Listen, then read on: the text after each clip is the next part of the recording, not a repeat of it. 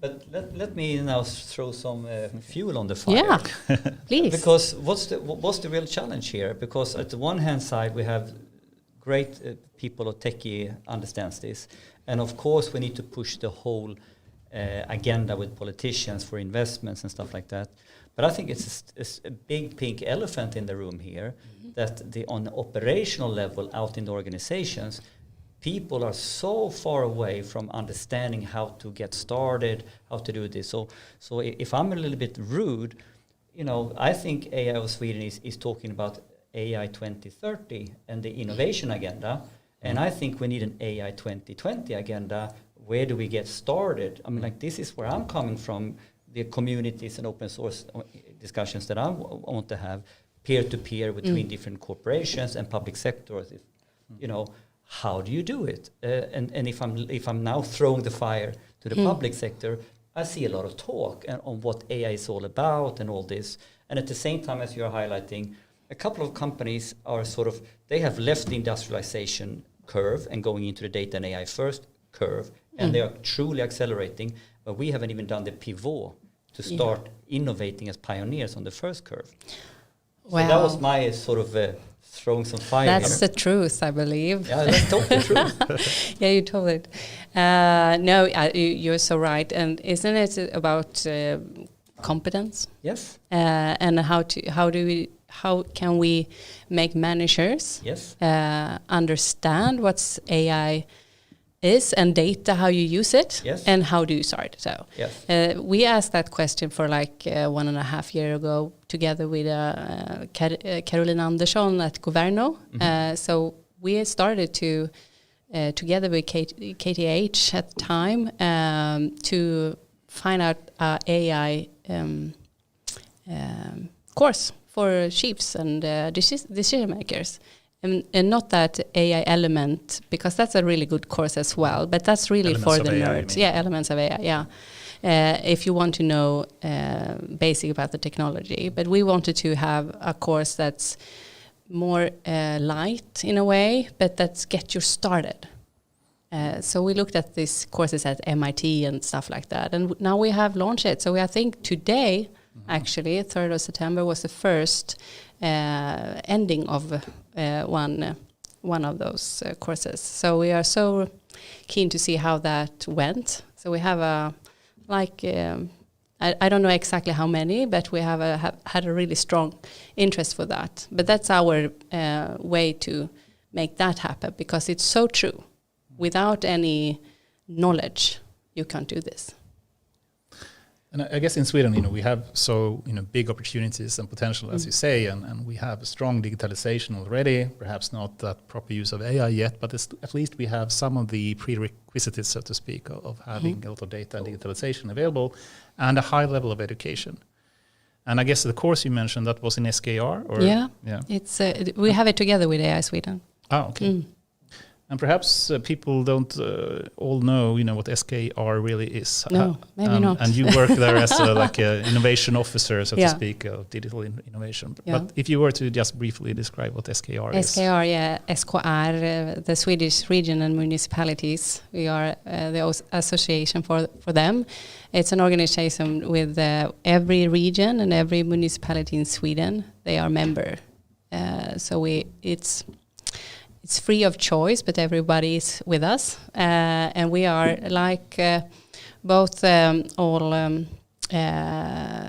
we are an association with, I don't know the English word, but kollektivavtal, arbetsgivarperspektiv. It's a hard one to translate. Yeah. So we are helping the municipalities and regions to run the business, you can say. And also to be a part in the Swedish model when you talk about salaries and what's the legal stuff in being a employed person and an employee organization, of course. And we are also an organization that take all our regions and municipalities questions that we want to have change in Sweden to be able to give welfare to everybody in Sweden and talk to the government, basically. So in my area, it's the question about digitalization. And what is your responsibility and main focus areas, you would say, in SKR? It's digital renewance, we call it, and development. And we have both the question about how to use AI and data analysts and stuff like that, but also to give out reports and we have a strategy in Sweden in SKR that we call Utveckling in digital tid. That's giving us a strategy for how to make it work in Sweden in leadership and organizations questions, legal question, architecture questions, infrastructure questions, and also the service. And we also ask people in Sweden how they respond to the digital service that we lend out to them, and also how employees react to digitalization. So we are kind of a analysis. And then, given your background, about driving change and transformation, especially in these Corona times, I guess, and you also have to handle all the healthcare issues and how to transform that part of the society that we do have. And as Henrik said, why don't we have this already? Why are we so far behind, perhaps, some of the tech companies, and why is it not happening in SKR? What would you say the main bottlenecks in SKR are to be able to make use of data and AI to a greater extent? Yeah, it's perhaps a question about how our municipalities and region work. That's one question, and then another question is how we as an organization use it, data and AI. And I can answer them both with Sweden was really early in digitalization of the public sector to use just databases and stuff like that. Journal systems. We were really good on that innovation as well, and like personnummer, social security number. It's a Swedish innovation. So we have been really good at stuff like that. But now, technology want to connect sources, info sources like that, and we don't have legal support for that, because the legal system that we have or the laws that we have in Sweden, they really support digitalization in the 90s and stuff like that. So now when the technology is going faster, we have to change the system and have new laws. And it's not so easy in Sweden, because we like, to be really, really sure on how why we're going to change something. And then have consensus, of course. And consensus, yes. And we also like to do utredningar. Pre-studies, yes, and think together, really. And at the same time, the world is on speed. So that's really our problem today. So we have to have another way to manage to make the... become more agile, so perhaps? But the fundamental stuff that you need to change. So you have to have structure, you have to have finance, you have to have the laws in place, and you have to have a government that can change. But what you're highlighting... But still be really trustworthy, of course. So safety and trust, I guess, is super important. Super important. So I think what I'm hearing now from the public sector SKR perspective, it's the same fundamental challenges as living in the middle of the storm in a corporation like Vattenfall or something like that. Yes, and it's the same. And this has been my personal journey and trying to understand and even changing the mindset on how this leadership and change needs to go about. So I have a background being consultant. I even came into working with Vattenfall as a consultant within the business and data BI space at that time, but moved more and more into the whole fundamental data-driven and move into the groups level. And what my key takeaways here is that the traditional sort of approach, we are here, now we do a gap analysis and a to be, and we do a transformation project. It doesn't work. No, it doesn't work. So for me, it has been to how do I orchestrate an engine and continuous learning? Exactly. How do I orchestrate community and drive with different mechanisms that is completely different to Tayloristic type leadership? And you could call it agile, but essentially I think the most important topic is the fancy word DevOps. So our business will continuously be developing and operating at the same time. Yes, I think that's so right. And now you have our budgets, our line management, run spend, and project management. Yeah. And now we need to do something else. Yeah, we need to do something completely different. And I think that's why I'm into these questions, because it's about leadership change. Yeah. And it's how to make people engage in the vision. Yes. And try to have an organization with a culture that you have to be able and have the right to test and have a courage in a way, and you have to trust your employees that they can find the best way to make it work. And that's not the culture that we have in the public sector. No, and ultimately now we are... Or at Vattenfall. This is one of these goosebumps. I get goosebumps opportunities when something is happening and shit. Yeah. Yeah. For me, what I've been trying to figure out together with friends and peers, community, is these mechanisms. So basically focusing on installing the right mechanisms or the right sort of, that will then make this self-propelling.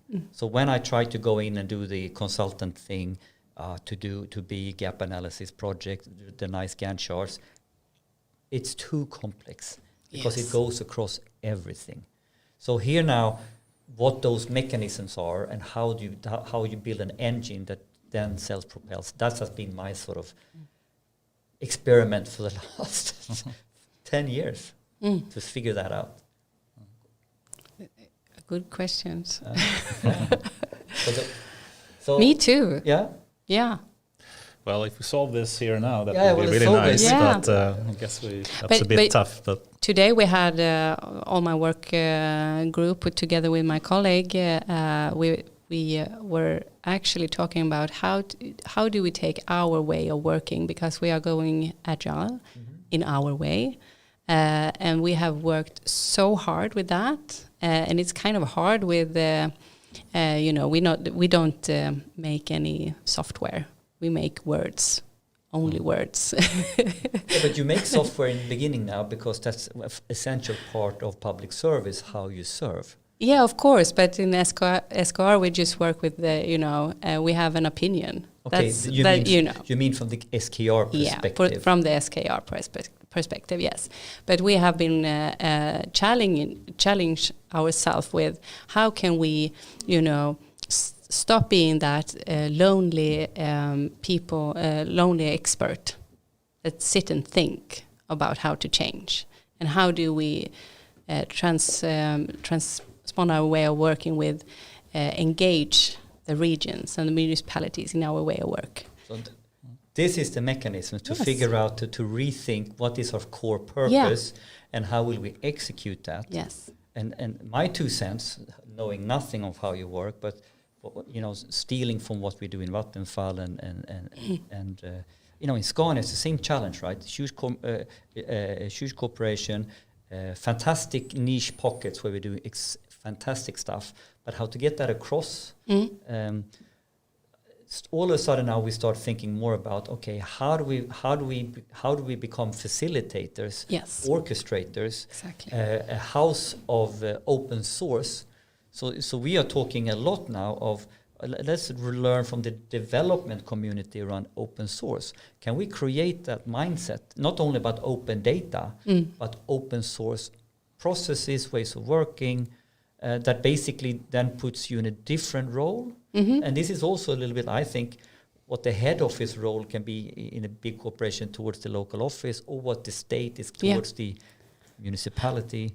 it's a different mindset here. Yes, it's a different, and that you together mind out what are we going to do, and then try and learn and be curious. Yes. Yeah. So speaking about together, I think that's an important topic, and some people have this view of AI being something that replaces humans, and other can think of AI as a way to augment humans and make them more efficient. And we just heard, for example, today in the morning news how nurses basically are quitting the jobs because it's too high workload and the working environment is not really good, and they have to do a lot of administrative kind of repetitive and boring tasks. And what's your view on that? How do you think AI will more replace humans, or will it actually be a tool that can actually make humans work more efficiently and focus on the right other things? Or it can make the workload much easier to handle. And you can use AI to have a help in decision making. As a nurse or as a manager, it really is the same thoughts that we have. They are not going to take any jobs. We need every person in the welfare system to work for the public sector. And the problem today is that we have to lay a lot of time and effort on data and administration. Yes. And the boring stuff, you can automate it. So remove the boring parts. Remove it. Let people do that. Yeah, and try to think about what's the purpose of our work. Well, it's to meet people with problems and try to solve their problems. The social aspect, the psychology aspect, right? Yeah. So if you have time to meet other people and try to think, how can I use data and information in a way that helps me help others? Yeah. Then you have your purpose with AI in the public sector. And also if you want to how do I work, how do I use all competence that you have in in school? You have a lot of competence, different competence, but you have the question about the scheme. It's really hard. Today it's a teacher doing that. Is that really, you have room, you have competence, you have pupils, and then you have a person today that's sitting and trying to map it up. You don't have to use that.